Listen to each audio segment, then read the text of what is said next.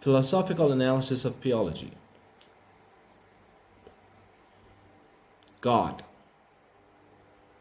Almighty, all good, pain, reason, causality, life, meaning, religion, proof, intuition. Okay.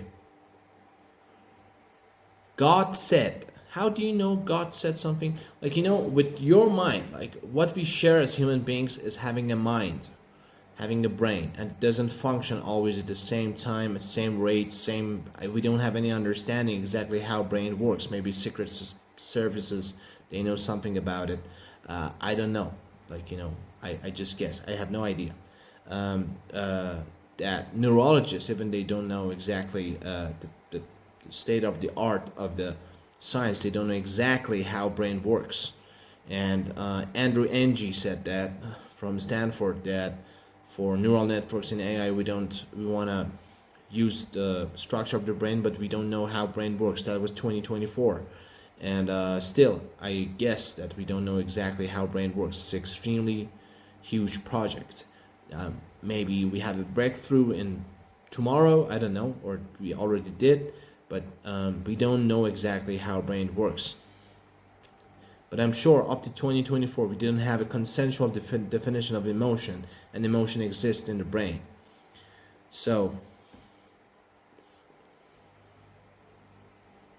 with our brains, we want to make an analysis, analyze, or make conclusions, rapid conclusions that God said. When you say God said, again, how do you know something or something? First of all, we humans, when we say someone or something said something, we need proof. We need a video, not AI deepfake. We need some proof, observation and rational, logical proof. There's a rational, logical proof who observed God and how you can justify that. Jesus? How do you know even Jesus existed? How do you know how do you know that life is not a movie?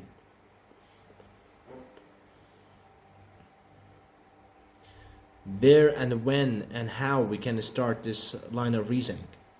Let's make it simple. God is a creator of the world.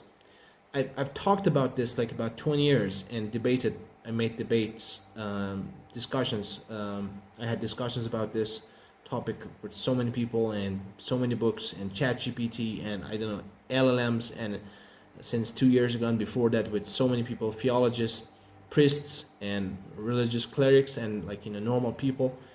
There's no justified answer. Still, we can talk about it.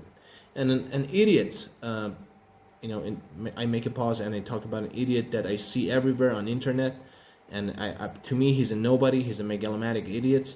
Jordan Peterson. No wonder why government of Canada schooled him to go back to school and learn stuff. He made a false arguments, logical fallacy ad populum that about God, that 2,000 years all the philosophers said something about the God. So that's ad populum, logical fallacy. This idiot, he doesn't even know, megalomatic idiot, doesn't even know how to argue, and is everywhere. And he's a psychologist and megalomaniac. It doesn't take a rocket scientist to understand he has megalomania.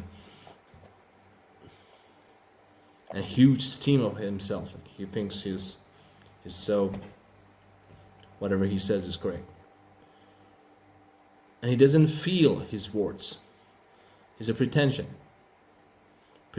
person, and he's a incarnation of the word pretension. Revenons à nos moutons. Let's get back to business. So, our minds, with our mind, try to make an analysis. And let's say maybe we can reach to some results. God is a creator of the world. And how do we know that? Because everything that we see has a cause. It's related to causality. But do we know the world, the universe? No. Does causality exist everywhere in the universe? We don't know. We don't have a complete understanding from the universe and even our minds. So how do we can make a conclusion that God exists?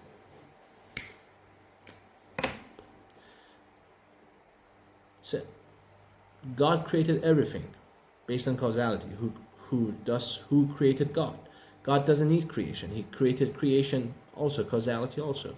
That's just a hypothesis, and there's no proof for that. It's just like a fairy tale.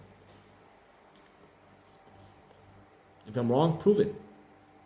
I'm not megalomaniac like Jordan Peterson.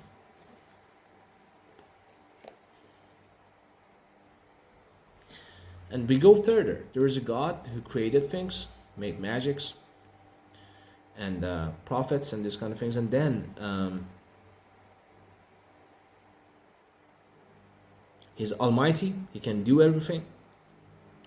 And second, the adjective that He has, characteristic that He has, He. Why He, I don't know, but He. Maybe she, maybe it, but it's He. Okay. Usually it's mothers that they give birth physically to a child, so I don't know why we call God a He, but anyway, it doesn't matter. Because He impregnated the world, I don't know, maybe. He's almighty, and He is all kinds, like, you know, He's extremely kind. He's ultimate level of, He has ultimate level of kindness. He's super kind. So what's the point of life? What's the point of suffering? What's the point of pain? What's the point of a child with disabilities who is born with disabilities? What's the point that a child gets cancer at the age of 2? The first argument is that they say that, like, you know, if there's no bad, we don't appreciate good. That's bullshit.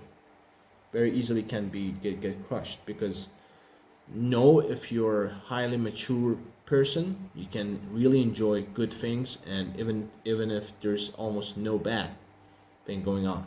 And second thing, a little bit of bad, a little bit of shit in my glass of water, like dog shit or bird shit in my glass of water, makes me realize that I can't drink this. I appreciate the clean water. Electricity in Iran was always available to the extent that I know, and since a couple of months ago, there's 2 hours, half an hour, 1 hour lack of electricity out. You know, it's short. There's no electricity for it's been cut. It's go down.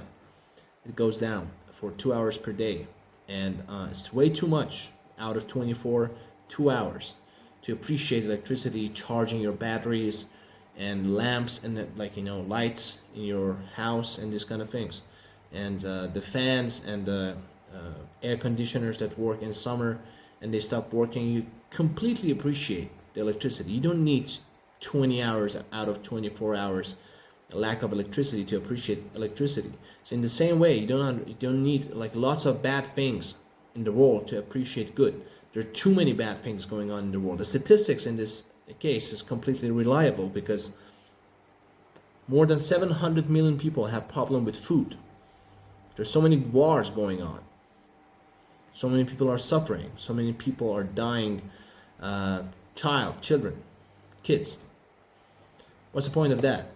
So the first argument is crushed. The second argument is you don't understand the secrets of life. You don't understand the secrets of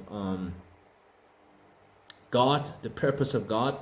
It was good for the kid to die at the age of 2 with cancer or born with disabilities and suffering. So if that's true, then our understanding of bad and good is completely bullshit. You know, what's the point that, like, you know, a worker that wants to feed his family, that's a true story that I read somewhere, it's completely plausible that happened, gets his salary at the end of month, and he comes home with so much hope and so much love to feed, to buy something for his family, and he gets attacked by thugs, by thieves, get stabbed on the way home because he refuses to give his money and his food, his salary and his food, the things that he had bought for his family, to the guy with knife, to the thief. And in what sense? This is like, there are other layers to it. Like there's a purpose to it.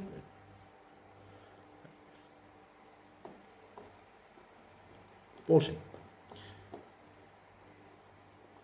And I can argue, like, what's the point of living a life that they don't know what's the point of it is?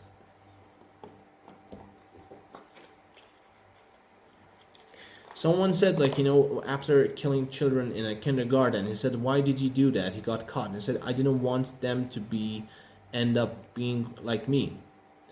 First of all, he could be reformed if he went to a mental hospital or, like, a clinic or something like that. So his life was not completely gone or done. There's no proof for that. And second, how did he know that other kids gonna end up like him? So his action is completely unjustified. In the same manner, it's just like bullshit to say that, like, it's with reason and mind, you cannot understand that. So it's not trustworthy. There's no reason, and it's completely contradiction with religion, because religion says why Christianity and other religions didn't came before and after at that time, because people, they were not ready. So people, they were ready to understand the message of God. So if the message of God is clear, you need to understand the purpose of the suffering and the purpose of bad things, too much bad things going on in life. And the other thing, let's say I'm a good religious person, whether Christian or other religions, and or just a good guy, whatever, like, according to Viktor Frankl, the point of life is responsibility and love or whatever. And then I do whatever I need to do to become a good certified person to go to heaven, or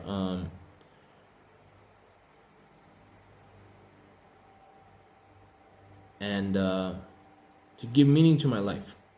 And then I die and nothing happens. And I realize all of that was a story. That's plausible. Let's say I'm just a Christian. I just go to church. I do whatever that Jesus tells me.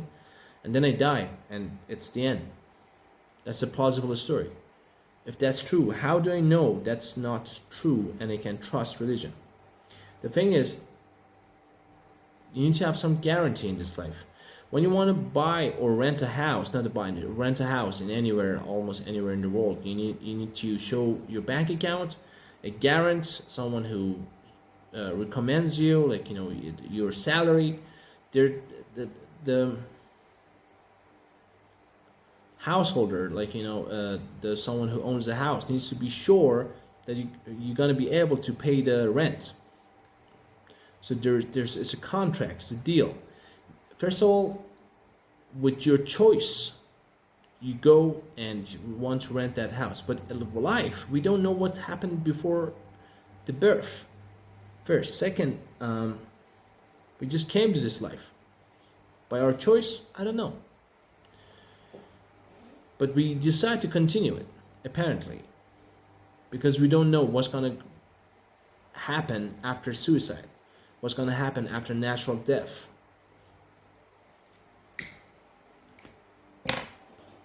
So if there's no guarantee that what's going to happen after death, why should I listen to religion? I don't care who said that, I don't even know if someone said this or not. I don't care. That's a logical fallacy, like, at hominem attack. What you said. It's like that bad guy said being kind to dogs. So because that bad guy, very famous, horrible person on the planet in the history of 20th century, he was really nice to dogs. So because he was nice to dogs, that prevents me and it stops me from being nice to dogs. Irrelevant. So if what I say, like, what I say right now, it's the words of someone who was an idiot and it was like, bad person, that doesn't make me related to that person at all. What matters here is the arguments, and it's the words, the context, not the orateur, the person who talks, which is me. And I don't understand, why do you think that causality exists everywhere in the world and we can analyze everything with mind that we have? Mind has its own limits. We can understand so many things. We can, depends what understanding means, understand so many things and have intuition and emotion and proceed and progress, thrive and flourish in life. But what matters is you need to know your own limits. And when we say that God said that gays are bad or gays are good, I don't understand that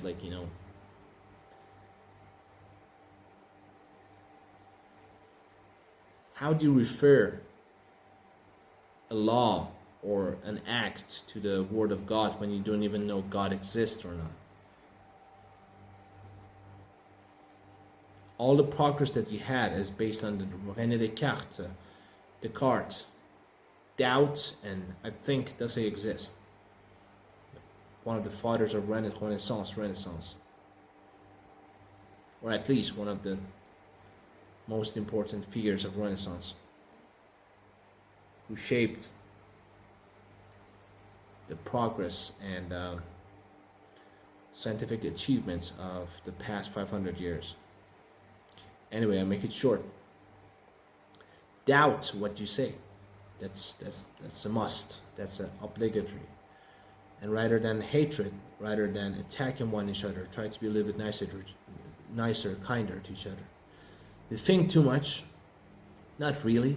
It's just false thinking. And we feel too little. Thank you.